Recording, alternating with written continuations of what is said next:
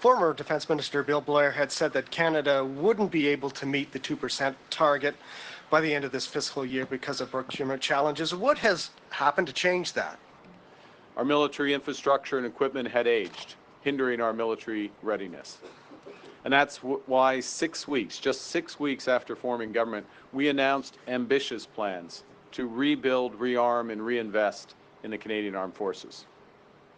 Our core objective of that plan, not the only one, but a core objective, is to achieve NATO's 2% target this year. That's the highest level of defense spending relative to the size of our economy since the fall of the Berlin Wall. We embarked on this mission to protect Canadians, to defend our territory, to protect our borders, and to boost our sovereignty. Because nous sommes maîtres chez nous. We control our destiny. I am pleased to announce today that we have kept that ambitious promise. For the last 10 months, Canada's new government has been working with unprecedented speed and scale. In 10 months, we have invested over $60 billion in our defense and security. That's the largest year-on-year increase in defense investment in generations. And as a result of these efforts, this morning, NATO confirmed that Canada has achieved its 2% defense expenditure target, half a decade ahead of the original schedule. Something significant just unfolded in Canada's defense policy. Mark Carney has taken a step that very few Canadian leaders have managed in decades. He didn't just move toward NATO's 2% defense spending benchmark, he moved past it, and he did so well ahead of expectations. But this moment is not simply about military budgets. It carries a broader signal, a signal directed at the international community and just as importantly toward Donald Trump. After months marked by pressure, uncertainty, and shifting signals coming out of Washington, Carney has drawn a clear line. Canada will not operate from a position of dependency. Canada will not leave itself exposed, and Canada will make its own strategic decisions about its future. For years, Canada's defense posture was closely aligned with its allies, especially the United States. In a predictable global environment, that alignment functioned effectively. But the current environment is different. The United States, particularly under Trump, has shown a level of unpredictability not only toward competitors, but also toward long-standing allies. Carney recognized this shift early. He understood that in an uncertain environment, reliance can quickly turn into vulnerability, and today's move reflects a decision to reduce that risk in a very direct way. Today, CFB Halifax is Canada's largest military base, home to over 10,000 CAF members. And all those members have taken on enormous responsibilities, knowing that discharging those responsibilities requires extraordinary personal sacrifice, and they're doing so to protect the peace and security of Canada and protect our allies. Yet for too long, instead of reinforcing your strength, we've relied too heavily on your dedication alone to keep Canadians secure. Well, no more. In the first week of the election campaign, my colleagues and I fought. We committed to pay our women and men in uniform properly and to arm them with the best equipment. And we're getting it done. What makes this development even more notable is not just the decision itself, but the pace at which it was executed. This was not a gradual adjustment or a slow policy transition. It was deliberate, accelerated, and clearly prioritized. Within a relatively short period, Carney moved from outlining intentions to implementing one of the most substantial increases in Canadian defense spending in recent history. That pace sends a message of its own. It indicates urgency, it signals commitment, and it shows that this was not treated as optional policy but as a necessary strategic shift. Speed in this context is not just about efficiency. It reflects how leadership interprets risk. And in this case, the response suggests that the risks were seen as immediate and significant enough to require action without delay. For the last 10 months, Canada's new government has been working with unprecedented speed and scale. In 10 months, we have invested over $60 billion in our defense and security.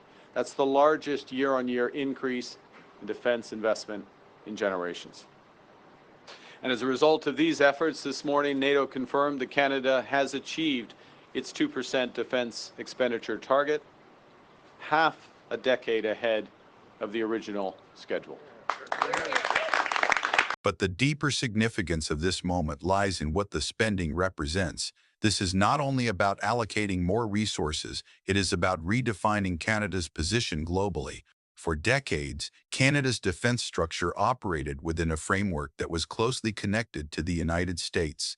That framework is now being reevaluated. Carney is moving toward a model where Canada has greater independent capability. This includes strengthening domestic production, investing in sovereign technologies, and building infrastructure that supports long-term self-reliance. This is not a minor adjustment within an existing system. It represents a broader transformation in how Canada approaches its own security. The objective is not to replace partnerships, but to ensure that those partnerships are no longer the sole foundation of national defense.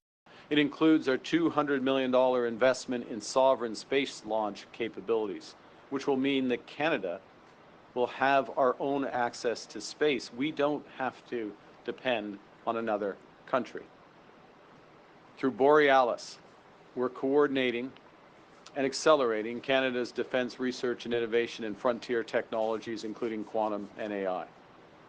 So from domestic ammunition production, such as Colt, and over-the-horizon radar to quantum to AI and drones, we're building with Canadian materials, Canadian expertise, and Canadian workers all across this country. At the same time, this approach does not stop at independence. It extends into diversification. Carney has also been working to expand Canada's network of defense relationships, engaging with multiple partners across different regions. The idea is not to rely on a single center of power, but to operate within a broader system of alliances. In this framework, strength comes from flexibility. It comes from having multiple options, multiple partners, and the ability to adapt as global conditions change. And through this approach, Canada is shifting from simply responding to global developments to playing a more active role in shaping them. As I said, our defense industrial strategy is designed to create over 125,000, not just jobs, but high-paying careers, and all the while double our investment in defense R&D. The final element of our strategy is diversifying those defense partnerships. We've already agreed a comprehensive strategic partnership with the European Union, and we're the only non-EU country to join SAFE, which is their defense procurement arrangement. We've signed 20 defense and trade partnerships on 4 continents over the past 10 months. What is unfolding here goes beyond a single policy decision. It reflects a deeper shift in how Canada defines its place in the world. For a long time, Canada's security strategy functioned within a structure built on stability, predictability, and mutual trust, particularly in its relationship with the United States. But under the leadership of Donald Trump, that structure has experienced repeated strain. Policy shifts, public rhetoric, and changing priorities have introduced a level of uncertainty that has been difficult for allies to ignore.